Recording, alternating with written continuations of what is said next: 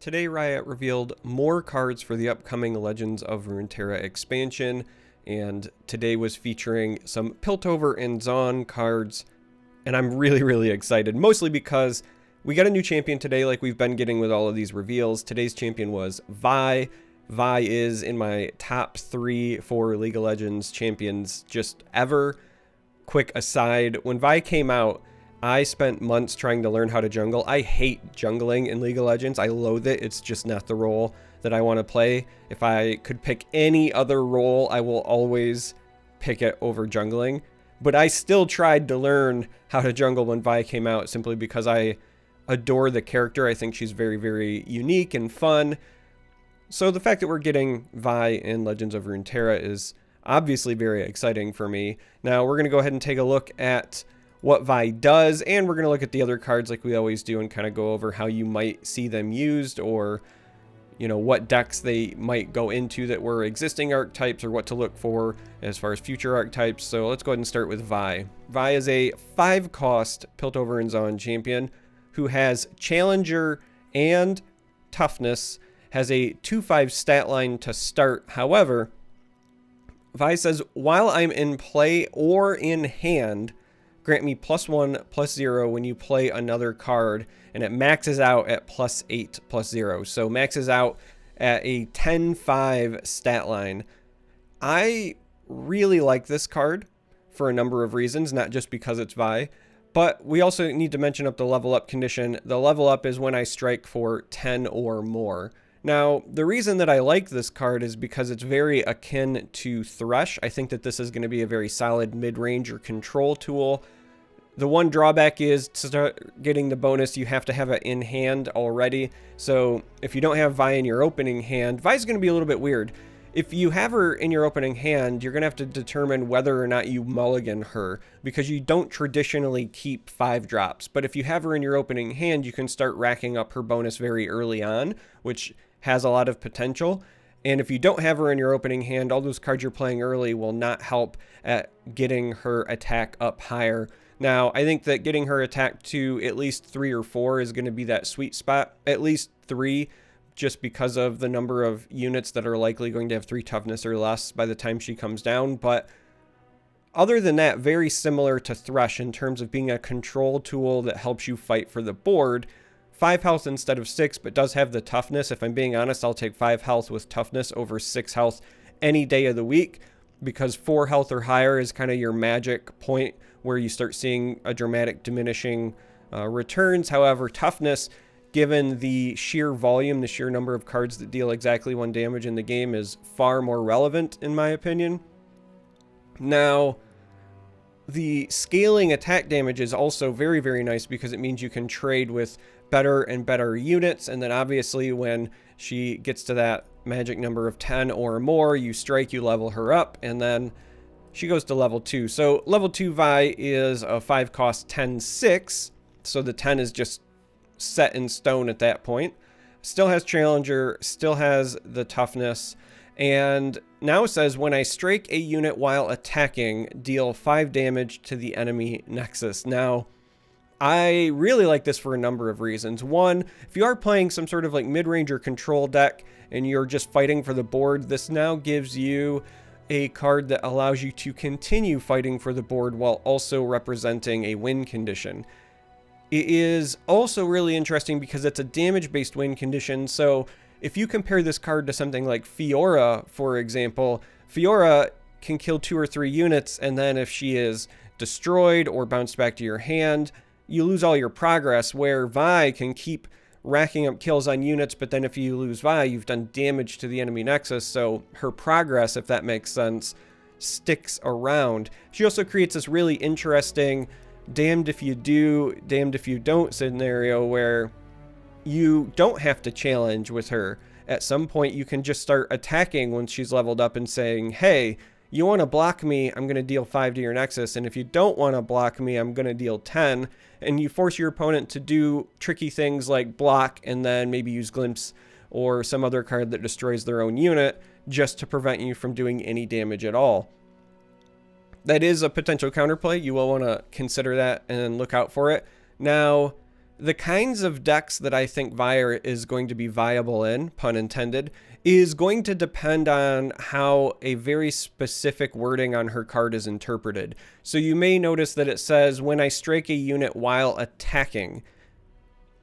That is, in my mind, just so that you kind of limit her impact when you're on defense. However, it also may or may not mean that you cannot utilize other cards to get her benefit. So what I mean by that is that if it is your attack round, you've declared Vi as an attacker. If you were to then use other cards like Single Combat or Judgment, she's still technically attacking, and then she's still striking units. So if those cards do in fact still work in that scenario, as long as she's on offense, then I think she's going to pair very, very well with Demacia. I think that a challenger-based kind of control or like mid-range to control deck, you could even pair her with Fiora, but also taking advantage of cards like Single Combat could be huge. Demacia has great combat tricks. Demacia has always had support for the challenger archetype anyway. So again, if that works, that's going to be one natural home for her. If it doesn't work, don't worry, there's still plenty of places that you can fit Vi. I think that Vi also works very well in just basic mid-range to control lists, specifically a mid-range list that is paired with Noxus, I think is the other natural fit for her. So if you take kind of the shell that the Ash decks utilize, right? But instead of going with Ash and the Frostbite package, you instead go with Vi and a bit more of a Might package. I think that you have a really good game plan. So pairing Vi with Might is an obvious choice because this giant 10 attack plus having Challenger means you can target something with 1 health, slap on Might, and you're threatening a lot of damage. If you also pair her with some great cards within both Noxus and Piltover and Zaun. For example, Rising Spellforce, just to give her quick attack, actually has a lot of merit because it will help her potentially level up sooner. Like if you get her to 5 attack or 6 attack, a Rising Spellforce might be enough to get the job done. If you get her to 6, for example, once you play the Rising Spellforce, the playing of that card will count as one of her triggers, so she'll jump to 7, and then the card itself gives her +3/+0. So if you get her to 6, whether through her mechanic or with other cards, and then you play Rising Spellforce, you can level her up early, and then also stick her at that magic 10 number. But the reason I mention Noxus is, 1, Whirling Death is a thing, so if, just like the Demacian cards, right, this is the big if her attacking and striking unit while attacking works the way that we think it does, that has a lot of potential, right? So Whirling Death is there, Might is there, but also in support cards. The Drummer is there, the new Kato is there. I think new Kato paired with Vi is a really deadly combination. They do kind of fight each other, both being a 5-cost card, but I think that if you're attacking on evens, for example, you could play Kato on your off turn on 5, play Vi then on 6, and then again, because she is Challenger, you can really take advantage of her punishing other units. I mean, we've already seen how good Drummer with something like Glory Seeker can be. The drawback with Glory Seeker has always been that 1 health. Vi, on the other hand, very, very powerful, has that 5 health with toughness, or as we're staring at the level 2 version, 6 health with toughness. I do think that, again, this might be a natural fit for her. Whether or not it's enough to be competitive, that's a different story. So I think that the big drawback to Vi is that she shines in a very combat-oriented meta. And if we see a very control-heavy meta and we don't see a lot of opportunities for her to crash into other units, she might struggle a bit. Now, she is a very resilient threat all on her own, and if you can, again, draw her and you can get her up to like a 5/5, like a 5/5 for 5 that has Challenger and the toughness is, I mean, that's a nice card. So I think that she has a lot of potential. I do think she's going to be a bit meta dependent on whether or not she'll be competitive, but I do see her having support with some existing archetypes already. Now we're going to move on. We're going to talk about what is likely her spell card or signature card, though we don't have an exact verification. So another card they revealed is Vault Breaker. This is a 3-cost burst spell. It says give an ally +2/+0 this round, and then you create a fleeting version of Vault Breaker in hand. This card is useful, obviously, for leveling up Vi, but it's also useful in a number of other ways. Late game, it can be a nice mana sink if you're playing an aggressive deck where you can get 2 or maybe even 3 casts of this and kind of spread it around. So instead of just giving something +6/+0, maybe it's 2 here or 2 there, just to kind of force your opponent into having to deal with the increased damage in multiple locations. The fact that it creates a fleeting copy in hand is nice because you're already in Piltover and Zaun. This is a region that has a number of discard effects, so you could play Vault Breaker and then use the fleeting one to discard. That allows you to get a lot of value while not necessarily losing the card, though again, +2/+0 with no additional keywords is not great. So you really have to find a way to get some use out of the fleeting versions of this card, because when you compare this to a Rising Spellforce, when you compare this to, you know, Might, or even just Twin Discipline, for example, the power level of this is much, much lower.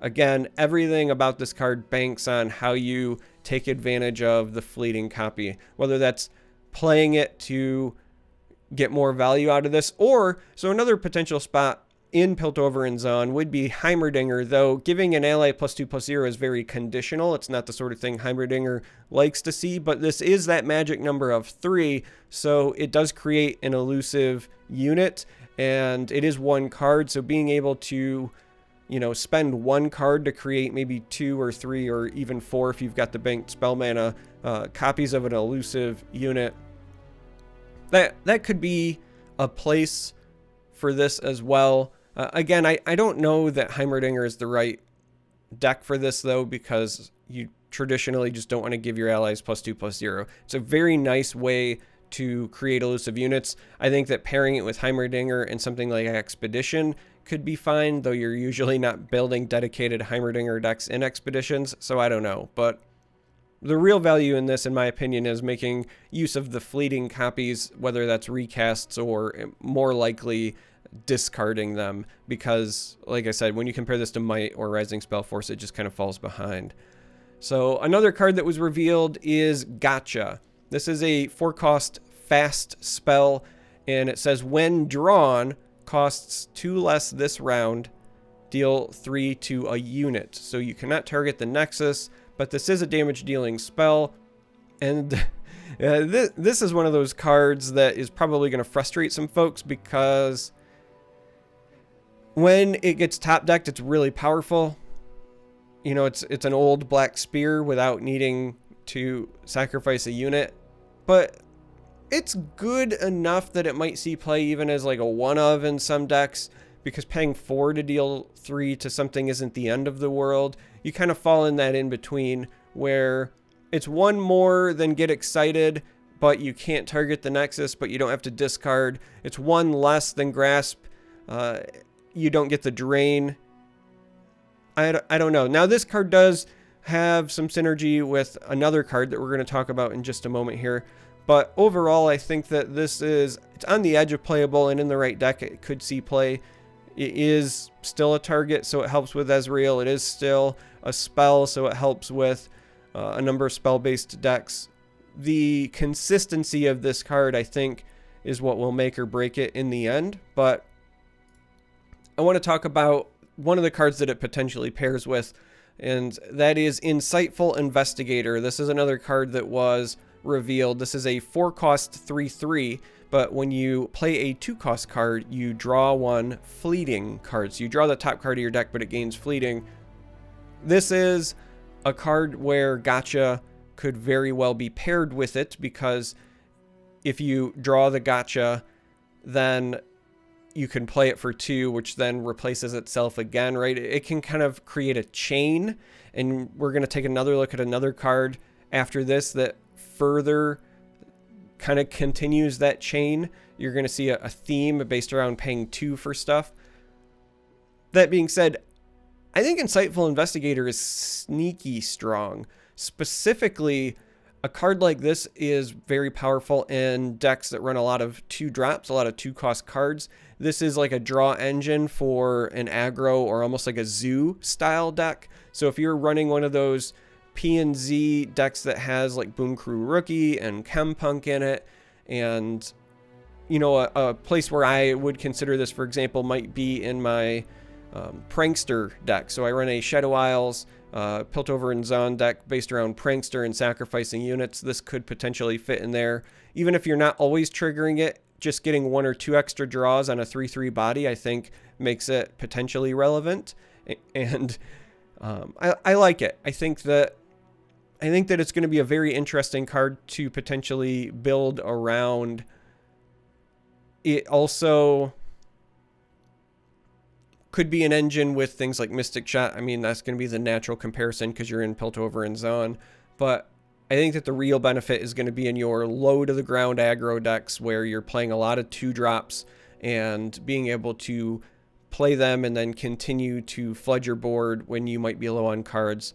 I think that's the most likely use for a card like this. Now, speaking of that whole 2-cost synergy, that 2-cost theme's probably the right word for it. Another card that was revealed is Patrol Wardens. This is a 3-cost 4/3, doesn't have any keywords, but it says when I'm drawn, I cost 1 less this round. So again, if you draw it because of Insightful Investigator, and then you play it, you trigger Insightful Investigator again. So you keep that chain going. This, again, could be another card you would consider running in a zoo-type deck where you're making use of Investigator, trying to run all these cheap, aggressive units. This is a card that's going to frustrate folks. The magic number you need to remember is 8.33. So if Patrol Wardens is in your opening hand, you want to mulligan it every time because you want to try to play it for as cheap as possible. And if it's already in your hand, you can't do that.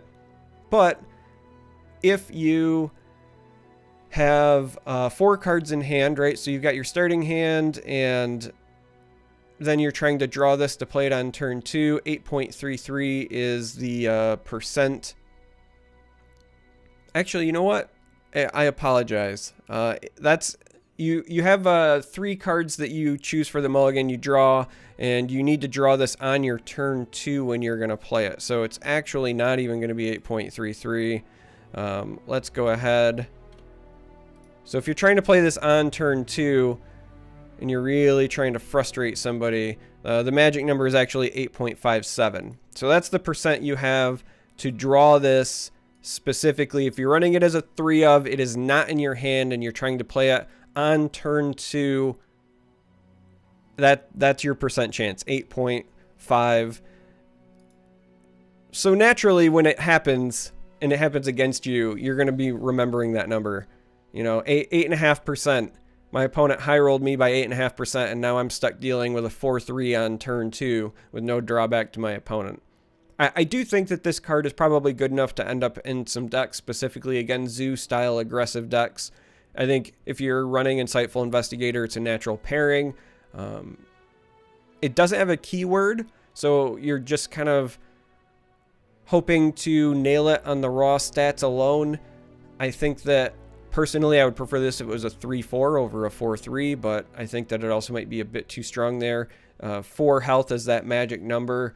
We're getting even more cards this expansion or this round of updates that are going to be dealing that magic 3 damage to things, whether it's the Swain spell that was revealed or, again, Gotcha that we just recently saw. So still, nice aggressive card.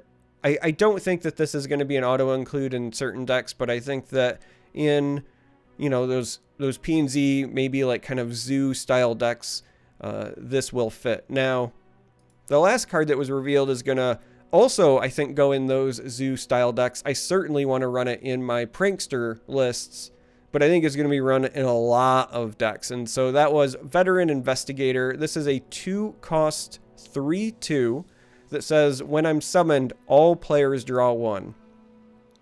This card is good, and it's going to be run in a lot of decks, I think. Because if you're an aggressive player, you just want to play as many threats as possible or draw the right answers, whether that's draw that extra burn spell to finish your opponent off, whatever the case may be. If you're playing aggro, you expect your opponent to always have more cards than you anyway. So the drawback of giving your opponent one more card, whereas it gives you potentially one more cheap threat, it definitely favors you. This is an aggro-friendly card. This is absolutely something that you want to run in, like I said, a zoo style deck or a prankster deck, because you just want more bodies to put on the board to trigger prankster. That being said, Maokai, and again, I know you're going to make fun of me for my pronunciation, the Spooky Tree gave us a mill deck. And I had said during the reveal that right now there were no cards that existed in Runeterra that forced your opponent to draw cards, but keep a lookout for those. Well, wouldn't you know it, we got one, and not only did we get one, but it's cheap. It's only costing 2. If you're playing this and the Spooky Tree, then that means you're also running likely some cloning cards, because you're going to want to clone your toss cards anyway to thin out your own deck to trigger the tree and his level up ability. And so what I mean by clone cards is, you know, there's the 0 cost card that makes a copy of a follower and it makes it ephemeral. But again, you're most likely just playing those for triggers, right? Or maybe last breath effects, depending again with some of those toss cards. But in this case, being able to play an Investigator and then immediately make a copy of it, who cares if it's ephemeral, play another one, and then maybe play the third one from your hand. If you do that after Maokai has popped off and they only have like 4 cards left in their deck, this is your finisher. This is absolutely going to be run in that deck. This is a huge inclusion for it. So this is aggro friendly. This is certainly the mill combo friendly card. The last place that this card really fits, and it's something that was missing before, and it was always my biggest complaint, is Teemo decks. So during the preview events, going all the way back to when we very first got our hands on the game, I kept saying that the biggest drawback to Teemo is there's no way to force your opponent to draw. You can put, you know, 80 mushrooms in your opponent's deck. If they don't play any cards that make them draw, and they're, you know, low rolling, well, high rolling for them, low rolling for you, when they draw, you know, they only get hit by 1 mushroom here, 2 mushrooms there, they can just play it safe.